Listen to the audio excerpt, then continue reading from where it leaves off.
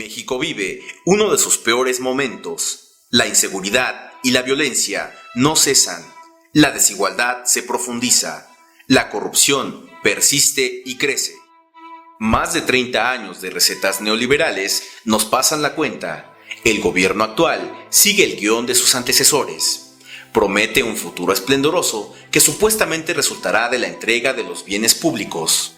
Ayotzinapa, Tlatlaya y muchos otros lugares son ahora sinónimos de la terrible crisis de derechos humanos que vive el país entero. Cada día, el régimen suma escándalos de corrupción, casos de conflictos de interés y abuso de autoridad que quieren acallar silenciando las voces críticas.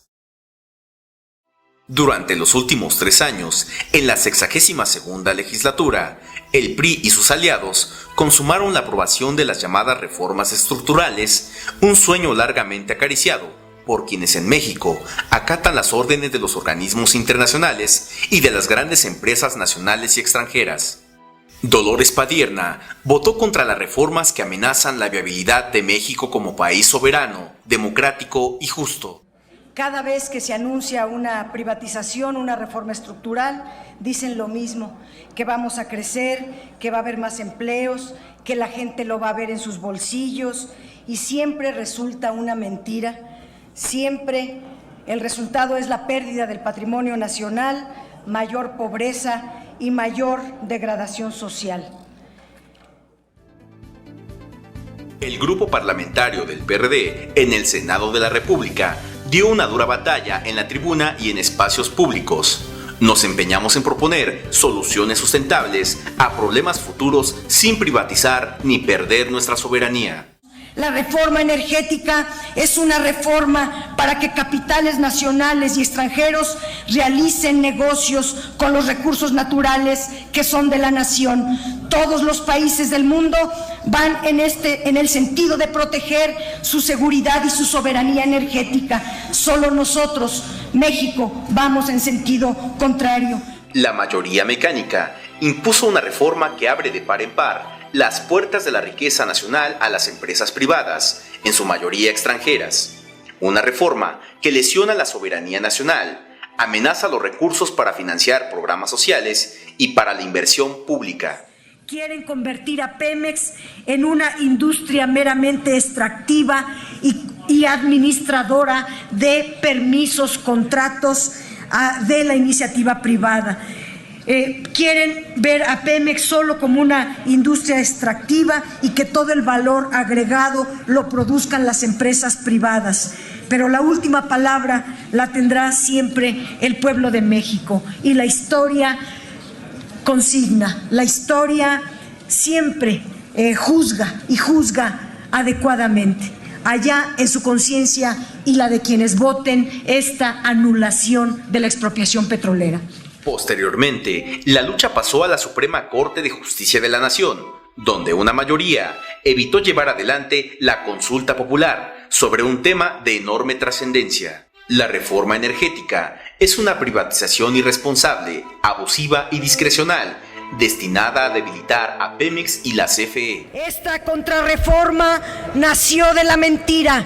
Querían que las y los mexicanos creyeran que se basaba en modernizar a Pemex, que se trataba de bajar los precios de las tarifas, de la luz, el gas, la gasolina. Pero los mexicanos no son tontos. La opinión de la mayoría en las encuestas indica que estas mentiras no son creíbles. Por ahora ganaron una batalla, pero no convencieron ni nos vencieron. La patria está herida, pero no está perdida. Nos dieron en el pleno corazón, pero el corazón de la sociedad nunca se da por vencido.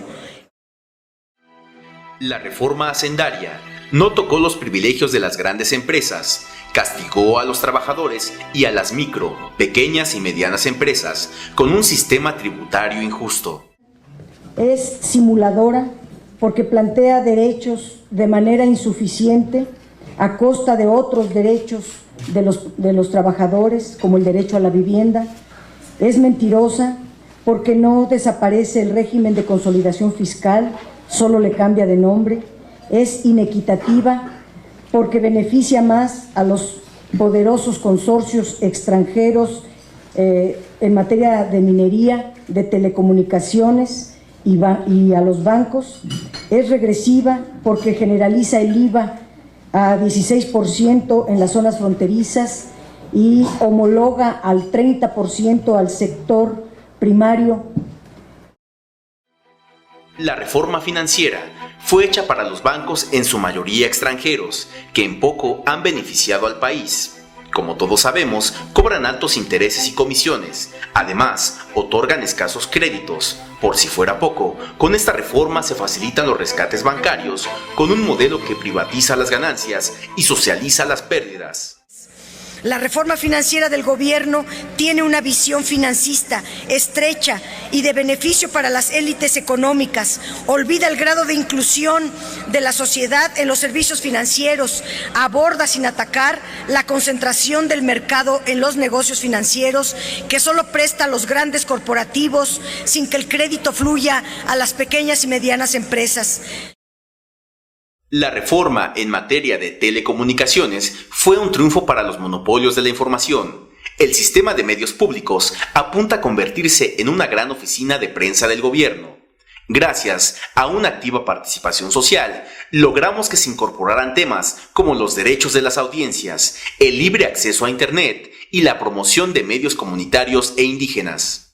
Nuestro mandato constitucional, claramente expresado en la reforma del año pasado, era elaborar una ley convergente de ambos sectores, no una ley que protegiera a unos monopolios para combatir a otros. Nuestro mandato ciudadano, desde las protestas de los jóvenes de 2012, era democratizar los medios de comunicación y defender los derechos de información, de libertad de expresión, derechos de las audiencias y de los usuarios.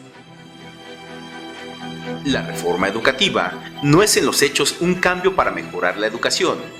No se han reformulado planes ni programas, y los exámenes que se presumen como novedad ya se hacían en el pasado reciente. Tampoco hay una iniciativa en marcha para transformar a fondo la infraestructura escolar.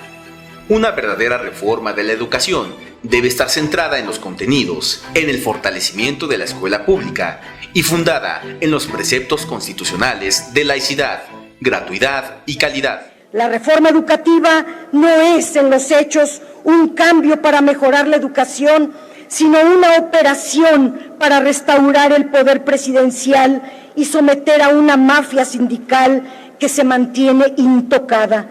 No se han reformulado los planes ni programas de estudio. La reforma laboral, supuestamente destinada a elevar la competitividad, en realidad se dirigió a eliminar muchas de las conquistas históricas de quienes día a día nos esforzamos por salir adelante. Los trabajadores se les deja en total indefensión frente a los patrones. La reforma laboral que se presenta plantea la desregulación total de todas las formas de contratación. Se abre una gran gama de posibilidades para que los patrones bajen sus costos. Reduce el costo de la mano de obra, suprime la estabilidad en el empleo, facilita los despidos, abarata los despidos injustificados, favorece los contratos de control patronal, se precariza el empleo, se anulan las prestaciones laborales. En materia de transparencia, se logró el consenso de la mayoría de las fuerzas políticas para hacer cumplir el derecho a la información acerca de los recursos públicos que se ejercen en todos los órdenes de gobierno. Se logró conformar un nuevo órgano en materia de transparencia que mantenga su autonomía para exigir el acceso a la información como el primer paso de la rendición de cuentas. Asimismo, la Auditoría Superior podrá ahora fiscalizar todos los recursos federales, incluyendo las participaciones destinadas a estados y municipios, así como los recursos destinados a fideicomisos, fondos y mandatos públicos y privados. Este es un gran paso adelante, sin duda, que coincide y va de la mano con la Ley General de Transparencia. En la reforma político-electoral, el PRD logró impulsar avances en las candidaturas independientes y en la paridad de género, por lo que la mitad de candidatos deberán ser mujeres. La reforma anticorrupción, que no era una prioridad para el gobierno federal, tuvo que hacerse debido a la indignación ciudadana frente a los recurrentes escándalos de altos funcionarios, comenzando por el mismo presidente de la República. Aunque significó el rescate de la Secretaría de la Función Pública, también introduce algunos mecanismos que pueden fortalecer la mayor fiscalización de los recursos. Sin embargo, no tocó el fuero de los servidores públicos, que ha sido utilizado como una carta de impunidad. La corrupción no es un problema cultural ni de orden social, como opinó Peña Nieto en su entrevista colectiva el 20 de agosto de 2014 en el Fondo de Cultura Económica. La corrupción es un problema del sistema y no reclama medidas cosméticas, ni parches o códigos de ética, sino vigilancia, castigos ejemplares e investigación eficaz para acabar con la impunidad. Este Sistema Nacional Anticorrupción se quedó muy chiquito, no va a fondo, no da un salto histórico que requiere un verdadero Sistema Nacional Anticorrupción. Se avanza 5 centímetros de los 50 kilómetros que había que recorrer en esta carrera de combate a la corrupción. En estos 3 años, la senadora Dolores Padierna ha presentado 115 iniciativas, 223 puntos de acuerdo y fijó posición en el Pleno 236 veces en los temas más importantes de la agenda nacional.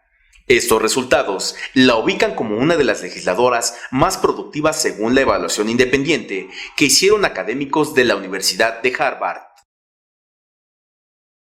Entre las reformas propuestas, destacan las que buscan lograr el acceso universal a la educación superior, modificar el esquema de determinación del salario mínimo, bajar el salario del presidente de la República y altos servidores públicos del gobierno federal. Se planteó una nueva ley minera que contempla mejorar las condiciones de vida de los trabajadores, sanciones más severas en materia de reparación de daños ocasionados por contaminación ambiental, ampliar el derecho a la seguridad social. Como senadora de la República, fijó posturas sobre hechos que enlutaron e indignaron al país, para señalar abusos, omisiones y exigir justicia.